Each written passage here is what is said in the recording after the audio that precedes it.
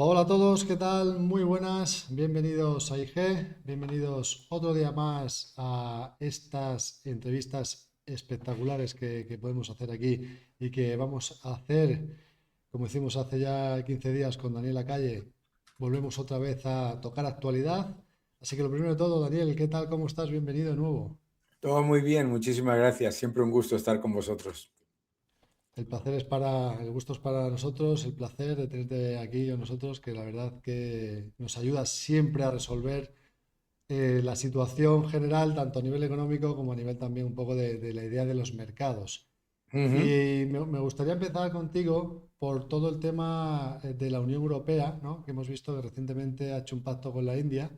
Y me Sí. gustaría preguntarte, ¿no? Desde tu punto de vista, ¿quién gana y quién pierde más con este acuerdo? ¿Esto es más crecimiento o es más cadena de suministros para no depender tanto de China y Estados Unidos? ¿Cuál sería No, la idea? yo creo que la Unión Europea está intentando llegar a acuerdos comerciales rápidos, ¿no? Como el de Mercosur, como el de la India, con el objetivo de dar una imagen de que puede hacer las cosas rápidamente con respecto a los acuerdos comerciales de Estados Unidos, ¿no? Y en principio, tanto el Mercosur como el acuerdo con la India son positivos en lo que es el espíritu del acuerdo, ¿no?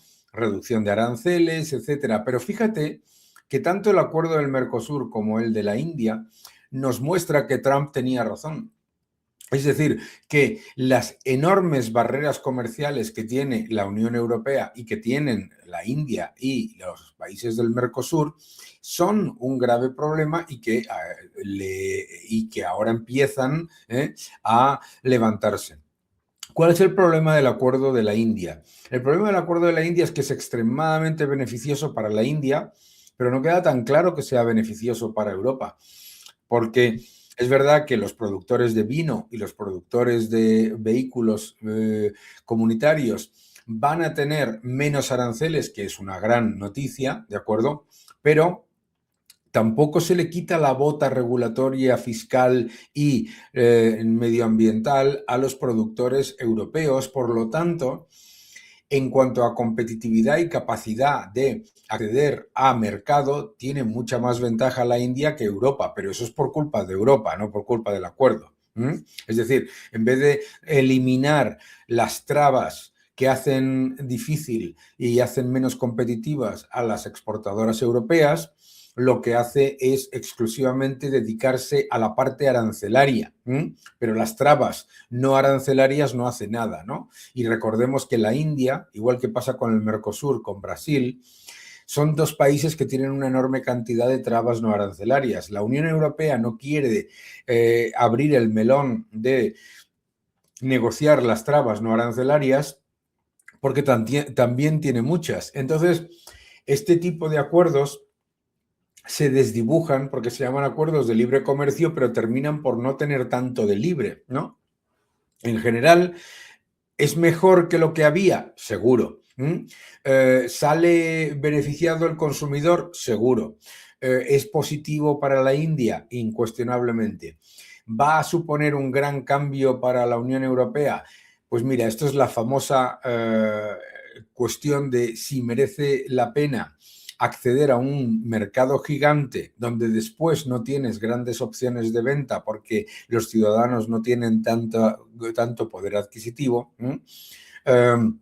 que es lo mismo que pasaba con China. Es decir, ¿quién se beneficia más por este tipo de acuerdos? Obviamente, vamos, y no pasa nada, ¿eh? Obviamente la India, estupendo para la India, pero que es una oportunidad perdida, igual que lo ha sido Mercosur, para eliminar las barreras no arancelarias. Pues la verdad es que es algo que mucha gente se está preguntando, ¿no? Si realmente esto va a tener un beneficio para nosotros o Ah, simplemente para la India. ujú. Pero creo que, bueno, hay otros temas también interesantes aquí en Europa, ¿no? Que es el tema del CBAM. Me Sí. gustaría que nos explicaras un poco qué es todo esto, ¿no? Y a qué productos afectas, cómo cambia el precio y también cómo cambiaría la competitividad en Europa, viendo que, bueno, estamos Bien, empezando en este el punto. CBAM, sí, el CBAM es es un mecanismo que se supone que lo que hace es eliminar el riesgo de que se dé una pérdida de emisiones en la cadena de suministro de los exportadores. Es decir, que se intenta calcular cuál ha sido la huella de carbono de las empresas que exportan a la Unión Europea. Esto tiene varios elementos extremadamente proteccionistas, ¿no? El primero, por supuesto, es que es un mecanismo en la frontera que lo que hace es un cálculo más que debatible sobre los niveles de huella de carbono que se han generado en la cadena previa, ¿no? Eso es lo primero. Lo segundo es que es un mecanismo regulatorio y, por supuesto, recaudatorio, en el sentido de que lo que busca es que esos certificados que tienen que comprar los importadores y pasárselo a los exportadores o que tienen que comprar los propios exportadores si no tienen un acuerdo comercial cerrado inmediato, esos certificados están diseñados solamente para que suba el precio. Es decir, para que la Unión Europea, que ya recauda 21.000 millones anuales en los mecanismos de los derechos de emisión, recaude no solamente eso, sino mucho más. ¿En qué se benefician las industrias europeas? Como las transacciones dentro de la Unión Europea no están sujetas a ese mecanismo, obviamente es bueno para las empresas que hasta ahora han tenido dificultades para comprar estos derechos de emisión dentro de la Unión Europea. Pero claro, le pasa al consumidor un enorme coste, ¿de acuerdo? Y no hay ningún análisis que yo haya visto, y son todos muy diplomáticos, que asuma que el CBAM vaya a tener un impacto positivo para la economía europea, ¿no? Entonces, toda la gente, es curioso esto, ¿verdad? Toda la gente que se ha pasado meses generando ríos de tinta sobre los aranceles de Trump y los aranceles de Trump y los aranceles de Trump, resulta que se crea un sistema mucho más arancelista, no sujeto a negociación y además mucho más incierto porque no tiene, no es un porcentaje que cierres y ya está acordado, sino que es un precio que se supone que tiene que subir constantemente de acuerdo a las exigencias, entre comillas, medioambientales de la Unión Europea. Entonces es curioso, ¿verdad?, que nos pasemos en los debates económicos constantemente escuchando estas cosas sobre los aranceles de Trump, y lo que estamos viendo con el acuerdo de Mercosur, con el acuerdo de la India y con el CBAM es que lo que están haciendo es perpetuar las medidas no proteccionistas, sino ultraproteccionistas de la Unión Europea, utilizando el subterfugio medioambiental de la India y de Brasil. La verdad es que es muy interesante, ¿no? Saber efectivamente qué era esto del CEBAM porque no se ha hablado mucho y creo Claro. que es importante que lo comentemos, ¿no? Que realmente Es saquemos increíble, de análisis. verdad, ya fuera de todo esto, fíjate lo que es la narrativa y lo que es el sesgo, ¿no? Es increíble que en un debate económico en el que se supone que hay un montón de personas que tienen una posición aparentemente neutral, se hayan pasado año y pico sin parar los aranceles de Trump, los aranceles de Trump, los aranceles de Trump, y no se diga absolutamente nada o prácticamente nada, lo decimos tú y yo, ¿de acuerdo?, sobre este mecanismo que a todas luces es muchísimo peor que cualquier arancel. Porque un arancel al final es un acuerdo entre dos países en el que el país que recibe, que tiene el poder negociador, le pide un arancel al otro para equilibrar la balanza, se llega a un acuerdo y es un mecanismo que da certeza. Esto es un mecanismo que da incertidumbre y que solamente está diseñado para que suba el precio. Es que esta es la clave, ¿sabes? Entonces esto es muy importante porque le va a suponer a los consumidores europeos un impacto negativo.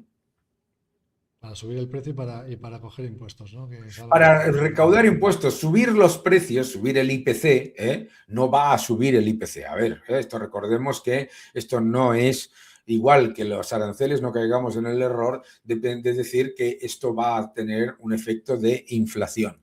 Pero sí es verdad que va a tener un efecto negativo para los consumidores, que van a tener menos opciones, porque va a haber un montón de exportadores que venden en Europa que no van a querer entrar en la dinámica de estos certificados, que no van, y sobre todo que no tienen por qué, porque pueden enviar esos productos a otros países.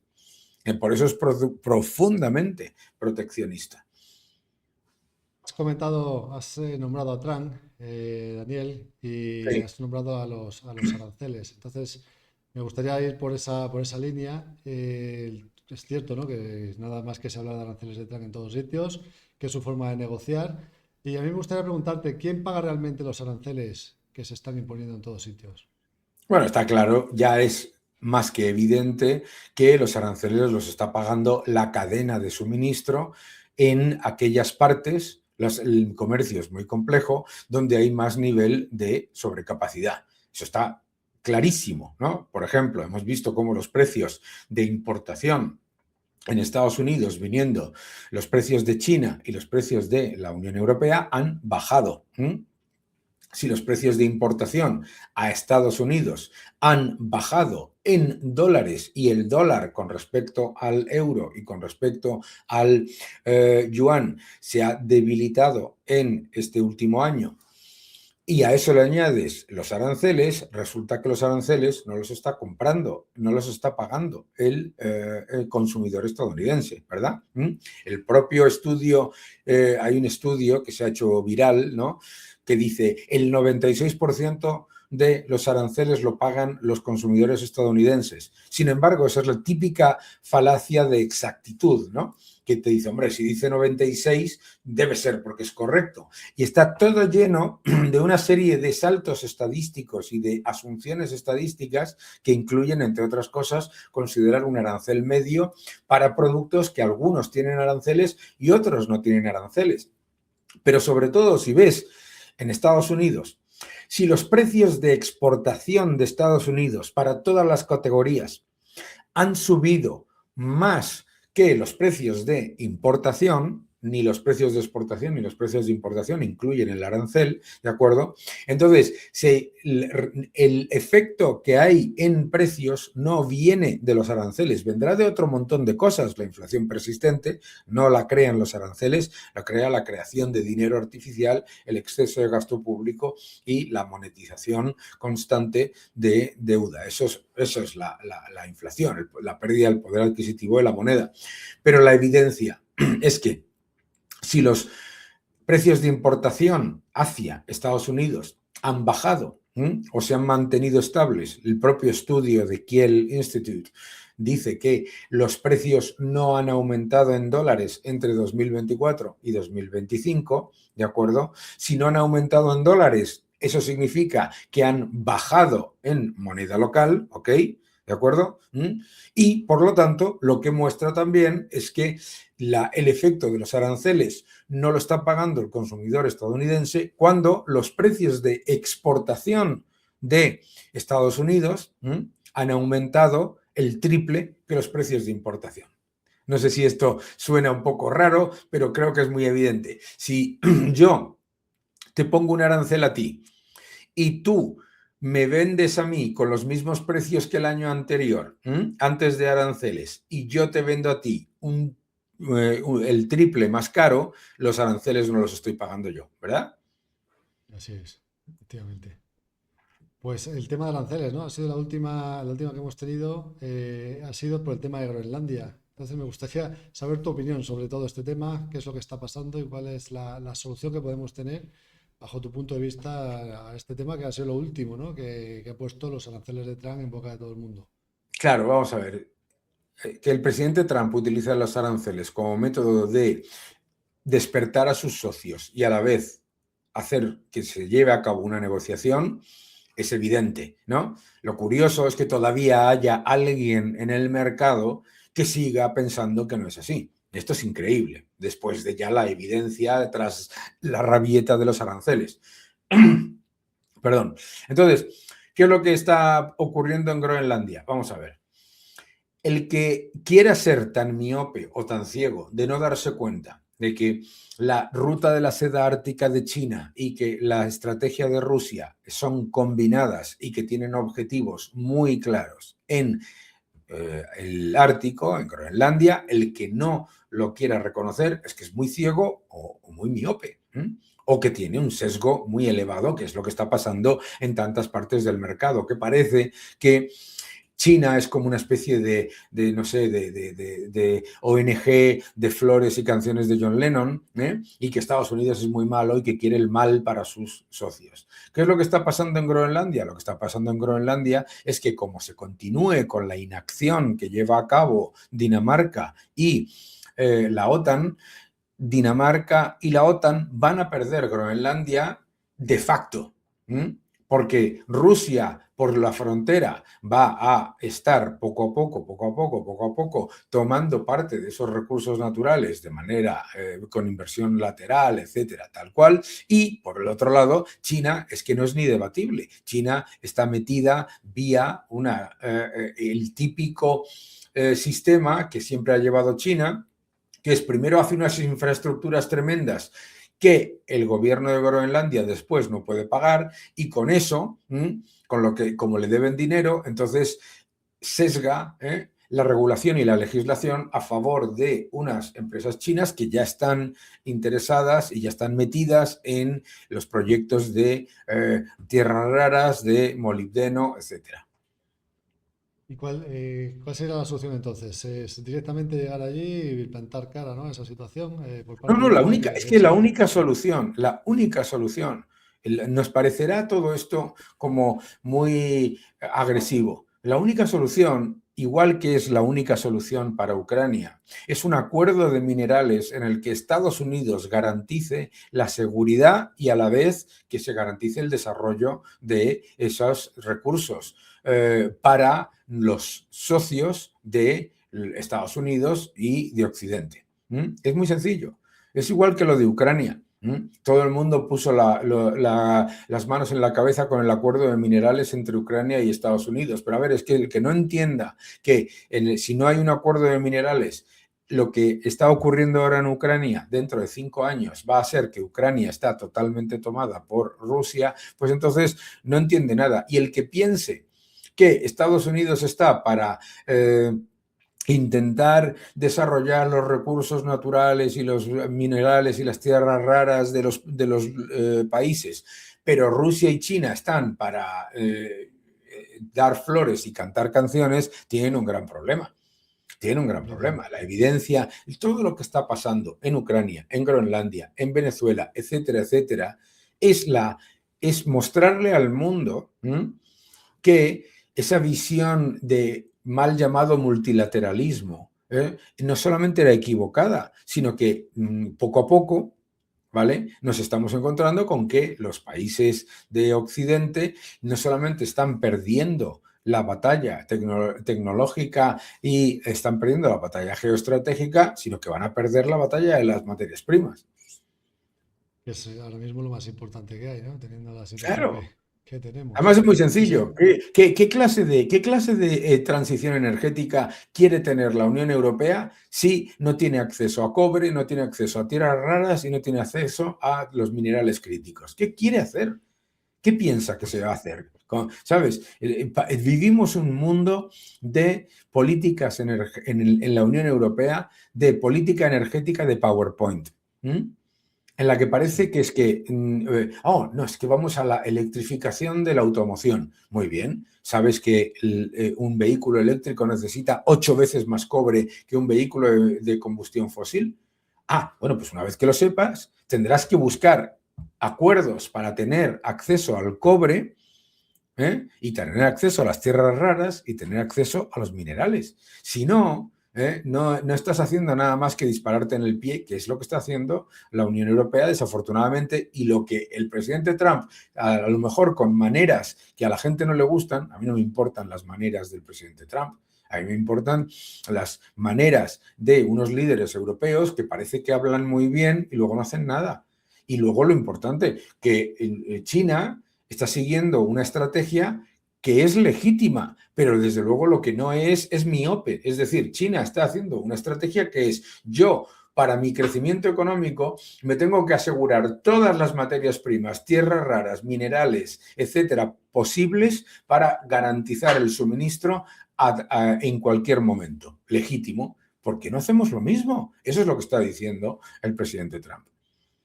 Sí, la verdad es que los europeos ya llevamos mucho tiempo pensando que qué es lo que estamos haciendo aquí. Cada vez perdemos más competitividad, cada vez pintamos menos en el mundo y no se hace nada para cambiarlo, ¿no? La verdad es Claro, que pero es así. fíjate, ¿pero por qué? Porque la gente dice: no se hace nada, ¿sabes?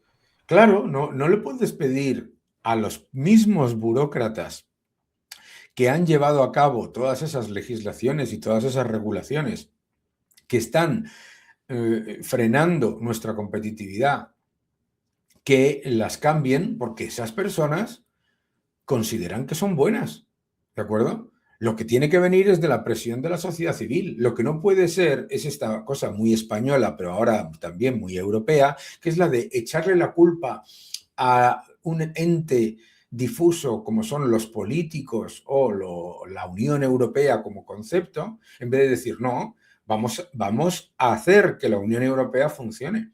Vamos a hacer que la Unión Europea funcione y vamos a eliminar regulación, no a facilitarla. Vamos a eliminar regulación, vamos a eliminar trabas, vamos a defender nuestra competitividad haciendo las cosas de manera correcta, pero eso tiene que venir de la sociedad civil. Eso no puede venir de de las mismas personas que pueden estar equivocadas, pero no piensan que están equivocadas, ¿vale? Entonces, claro, fíjate, volviendo al tema del CBAM, ¿por qué ha salido adelante el CBAM? El CBAM ha salido adelante porque, en vez de darse cuenta de que el sistema de trading de emisiones ha sido un fracaso absoluto y que lo único que ha llevado es a la destrucción de la industria, de la ganadería y de la agricultura de la Unión Europea y al estancamiento económico, entonces dicen: espérate, vamos a hacerlo de otra manera para que se siga recaudando lo mismo, pero que los productores de automóvil alemanes y la agricultura francesa esté un poquito menos penalizada. Eso es básicamente. Entonces, ¿qué es lo que pasa? Pues que con soluciones de mal menor, lo que terminamos es con el mal. Y eso es exactamente lo mismo en Groenlandia. En Groenlandia siempre se han llevado a cabo soluciones de mal menor, simplemente por no entrar en la evidencia de que China por arriba y Rusia por abajo, los que son socios estratégicos, te están comiendo la tostada.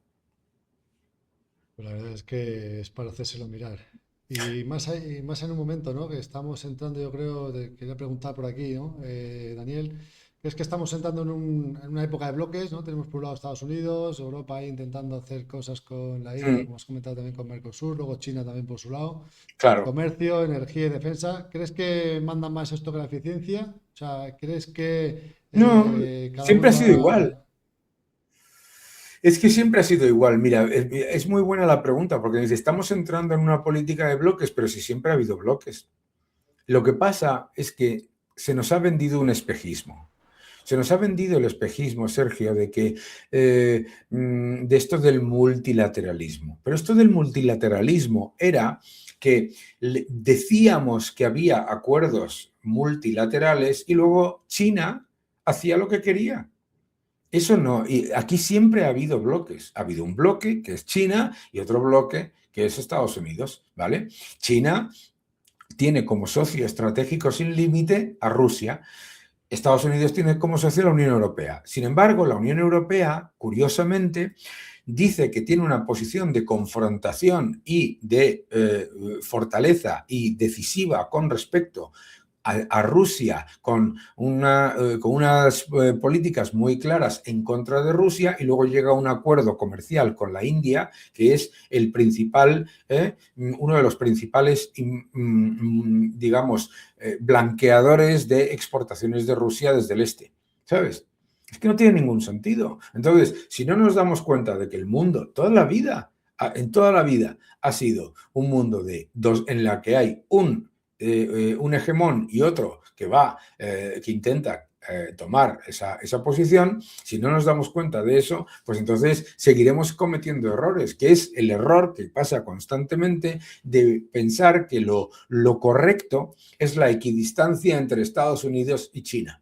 La equidistancia entre Estados Unidos y China es literalmente agrandar la portería para que China tenga todas las opciones para colarte más goles.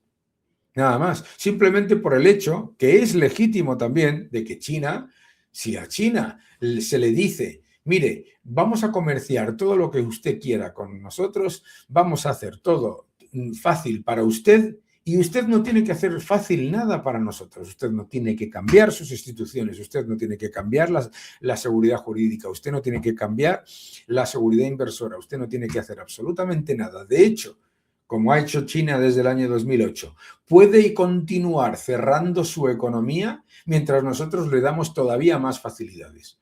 Es que esa idea de que un régimen intervencionista va a dejar de ser intervencionista porque se comercie mucho con ellos es un error. Y lo es. ¿Mm? Total, total, sí. Muchas veces ya cada vez hay más discursos de que parece que China no está interviniendo, no interviene en su mercado, no interviene en su economía y no interviene en todo, ¿no? Porque cada vez yo veo más gente por ahí en redes sociales que parece que China es como el sitio en el que hay que Sí, fijarse. pero Digo, fíjate de una verdad que cosa, Sergio. Estamos en el año 2026, ¿vale? La política de, no, vamos a abrir nuestras fronteras y nuestro mercado y todo nuestro know-how y nuestro capital intelectual a China, ¿qué tal ha ido? ¿Cómo nos va? ¿Qué tal va la pues cosa? ¿Qué tal va la cosa? Porque lo único que yo sé es que la Unión Europea, de todo eso, solo ha hecho más que perder. ¿Mm? Y claro, pues si tú estás permitiendo que un régimen autoritario, intervencionista, con gigantescas barreras comerciales, las mantenga a cambio de venderle más, es lo mismo que le ha pasado a tantas empresas europeas en Brasil, es lo mismo que le ha pasado a tantas empresas europeas en la India, que te están vendiendo la, el espejismo de un mercado muy grande, que en realidad no es un mercado muy grande. Porque a mí que me importa que haya mucha gente si esa gente, A, no consume porque tiene unos salarios bajísimos, B, cuando consume, tiene encima toda una serie de barreras que le pone su propio gobierno, ¿sabes? Entonces, ¿de qué me sirve? ¿Mm? sí, es increíble la situación. Pero bueno, Daniel, hemos visto ya la parte más geopolítica, macroeconómica. Me gustaría entrar un poquito más en la parte de mercados, sobre todo fijándonos en, si te parece, relativo a los tipos de interés, ¿no? Estamos viendo Claro. cómo pues, se está especulando ahora que el Banco Central Europeo podría bajar los tipos si el eurodólar, ¿no? se mantiene por encima de los 1,20. Y mi Claro. pregunta es, ¿qué tendría que ver Lagarde para recortar los tipos, ¿no? de cara a pensar ya en mercados?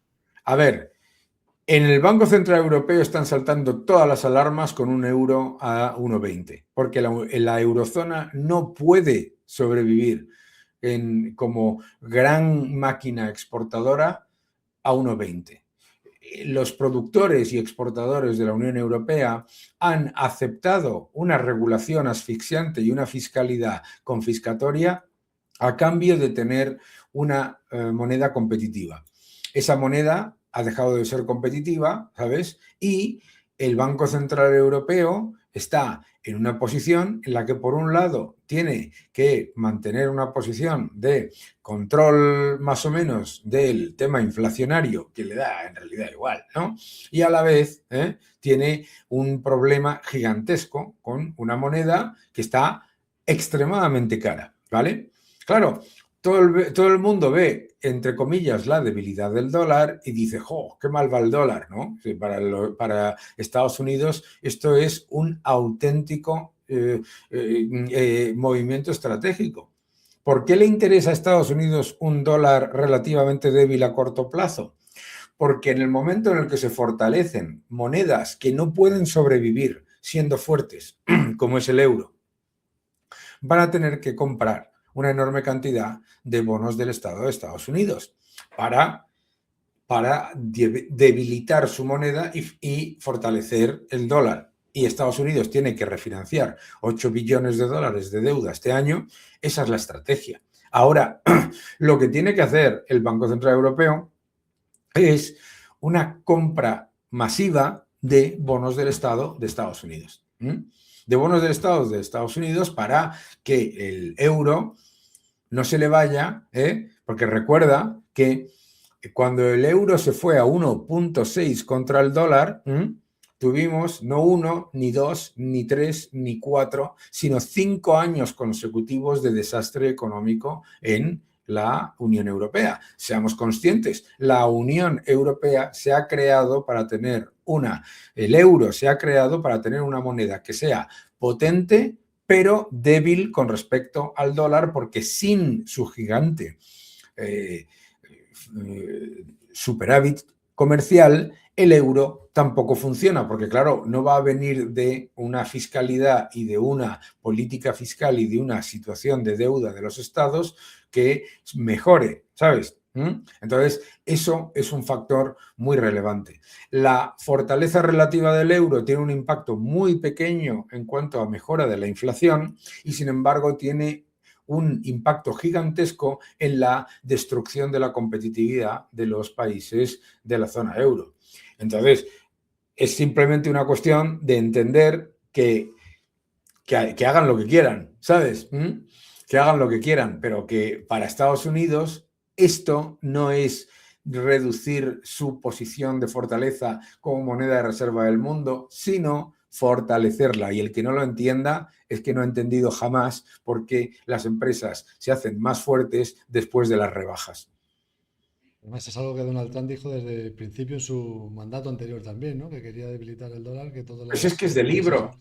Pero si es que es de libro, si es de libro, claro. Pero fuera de debilitar el dólar, no es debilitar el dólar en Sí, realidad, porque es el dólar está a que... 96. Claro. A mí me encanta, Sergio, la narrativa. El dólar se hunde, está a 96 el índice del dólar, cuando con Obama, que te decían que el dólar iba maravillosamente, estaba a 85, ¿sabes? ¿Entiendes?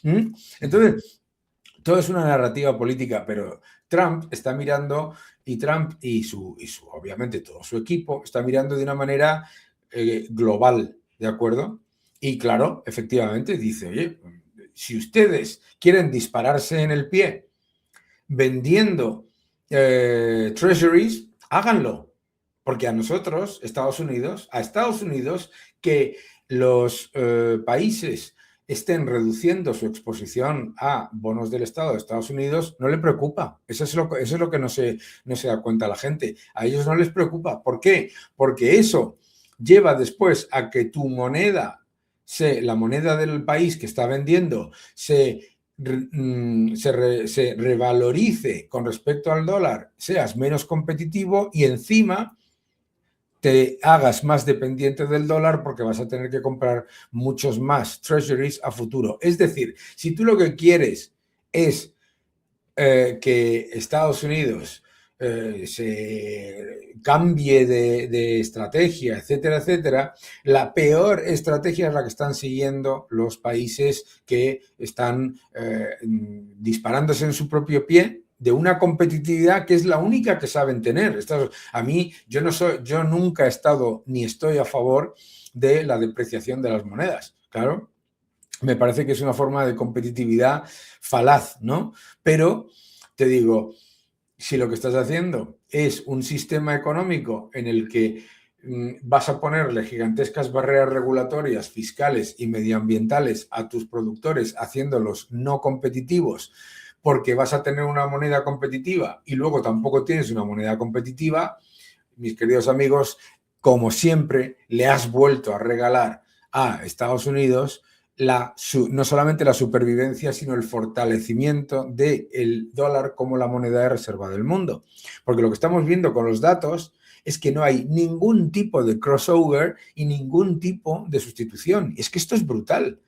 O sea, tú me dices, oye, es que se debilita el dólar, por ejemplo, ¿no? Y digo, ¿y por qué no ha aumentado el uso y el porcentaje de reservas del euro o del yuan? ¿sabes? Entonces resulta que no estás convirtiéndote en la alternativa, ni en reservas ni en utilización de la moneda, y a la vez estás disparándote en el pie, porque han creado un modelo que necesita de una moneda que sea constantemente competitiva contra el dólar. Cualquier persona que esté hoy en el Banco Central Europeo no lo dirá, pero está aterrada hoy con un euro a 1,20. Y yo te quería preguntar ahí, entonces, ¿por qué no directamente van a comprar bonos y están hablando de bajar de tipos de interés? Es que esa es la clave, ¿no? Ahora, que dicen que van a bajar los tipos y sigue esto así. Porque como es lógico, ellos, el Banco Central Europeo, en el Banco Central Europeo ellos ven la tendencia histórica del euro y dicen, bueno, estaba a 1,6, bajó a 1,4, bajó a 1,3, bajó a 1,2, se puso en la paridad, ¿de acuerdo? Y ahora está en el 1,2 otra vez, es decir, ha hecho un pequeño rebote. Por lo tanto, en el Banco Central Europeo hay un montón de gente que piensa que no hay que hacer nada para debilitar la moneda, o no debilitar la moneda, para recuperar la moneda a lo que es una valoración adecuada con respecto al purchase power, al purchasing, perdón, que me, al nivel de poder de compra, ¿de acuerdo? Y entonces piensan que es un problema a corto plazo, ¿de acuerdo? Bueno, pues nada, si a mí no me importa. Ahora, que lo que lo que tendría que hacer el Banco Central Europeo, el sistema financiero europeo, y es disparar la compra de bonos del Estado de Estados Unidos.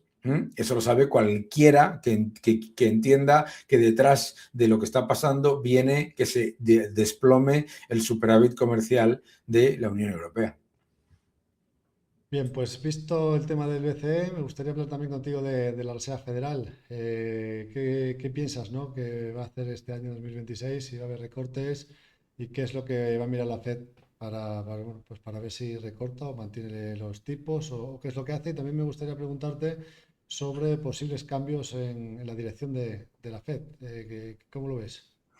Lo primero es que todos estos mensajes sobre el riesgo de la independencia de la Fed son profundamente hipócritas. La evidencia de la falta de independencia de la Fed y de cualquier banco central está en sus acciones y en los nombramientos de los últimos 10 años. Eso es lo primero. Lo segundo, el cambio de presidente, de chairman de la Reserva Federal, vamos, el que lo ponga en duda, ¿no? Es que a mí me parece increíble esta adoración a Jerome Powell que hay en el mercado. Una persona que primero te dijo que la inflación era transitoria, metió la pata. Que han metido la pata con la enorme expansión cuantitativa del año 2020. Que han metido la pata en sus estimaciones de inflación del 2021 y del 2022. Que después metieron la pata subiendo los tipos de manera agresiva, pero manteniendo el exceso de liquidez para que los mercados siguiesen subiendo, haciéndole mucho más daño a las pequeñas y medianas empresas y a los ciudadanos. Y después, en medio de unas elecciones, decidieron bajar los tipos, no vaya a ser que eso sea poco meterse en política, ¿de acuerdo? Porque vamos, que en medio de las elecciones la Reserva Federal bajase 50 puntos básicos los tipos, nadie me puede decir que es un signo de independencia cuando ninguno de los factores justificaba esa bajada, y después te dicen que es que ellos son muy data dependent. Entonces, por lo tanto, no existe el concepto de la independencia. Segundo, el cambio será positivo y será en la línea de lo que ha sido, y es una persona que en cualquier caso va a aprobar el Congreso y el Senado. Y tercero, ¿qué es lo que tiene que hacer la Reserva Federal? Dejar de hacer política. O sea, te están diciendo todo el día que ellos son muy data dependent y luego cuando el data no concuerda con su narrativa, no actúan. O sea, ¿cómo puede ser que la Reserva Federal en su libro beige, diga que el empleo se está ralentizando, que el crecimiento económico tiene riesgos a la baja y que no hay riesgo de inflación, esas tres cosas, y después te mantenga los tipos. ¿Entiendes?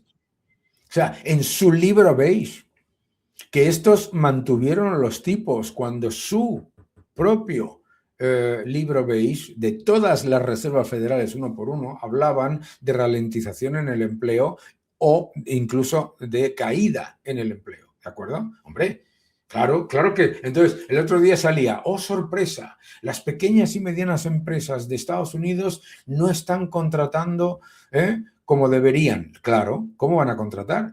Claro, la gente dice, ¿qué más te da 25 puntos básicos? A mí, muy poco, pero una pequeña mediana empresa en Estados Unidos significa la diferencia entre financiarte al 8% y financiarte al 5%. Es que, ¿sabes? ¿Entiendes? Entonces, y para una tarjeta de crédito en Estados Unidos significa la diferencia entre un 22% y un 15%. Es que es brutal, ¿sabes? Entonces, bueno, pues la Reserva Federal lo que tiene que hacer es despertar. Esperemos que lo haga. ¿Y crees que al final bajarán tipos o cuál es Claro que tienen tu que bajar destino? tipos. Claro que tienen que bajar tipos. Y lo que el mercado os cuenta que sería para verano, ¿no? O para Bueno, junio, julio, no sé. eso ya cuando el mercado no, en realidad nunca descuenta nada. El mercado simplemente lo que hace es que lo que dice la Reserva Federal lo repite. ¿Eh? Ya. Pero yo creo que deberían bajar tipos antes, o sea, antes que verano, ¿no? Sí, sí, es lo que yo creo que la gente espera, pero bueno, luego hacen Mm, lo que les da por ahí, ¿no? mm. Según los datos, según dicen ellos, como bien has ¿Qué comentado datos? antes. ¿Qué datos? ¿Qué datos? No le prestan atención a los datos en nada. Siempre están movidos por la narrativa. Si les preocupasen los datos, a ver, si ellos fuesen eso que llaman dependientes de los datos, lo que dirías es, no hay señales de inflación, de presión inflacionaria de los aranceles, vamos a esperar y si entra esa presión inflacionaria y se ve en los datos, entonces tomaremos una decisión. Lo que tú no puedes hacer es una decisión preventiva, simplemente porque te apetece, que es lo que les ha pasado a ellos, la idea keynesiana de que los aranceles causan la inflación. Y como te digo, ni los aranceles causan la inflación, ni el CEBAM causa la inflación, ni el IVA causa la inflación, ni los salarios causan la inflación. Lo único que causa la inflación es el aumento de la cantidad de dinero creado por el gobierno, ¿sabes? Por encima de la demanda del sector privado. Magnífico, Daniel, pues nos ha quedado clarísimo todo. Yo creo que otra vez, en este poco tiempo que hemos estado hablando, una masterclass, así que yo creo que a la gente lo va a valorar porque es una información maravillosa. Así que Muchas nada, gracias. Daniel, me gustaría simplemente despedirme de ti y espero que nos veamos pronto. Eso Buen es, fin de cuando semana. quieras. Abrazo fuerte. Un abrazo, hasta luego.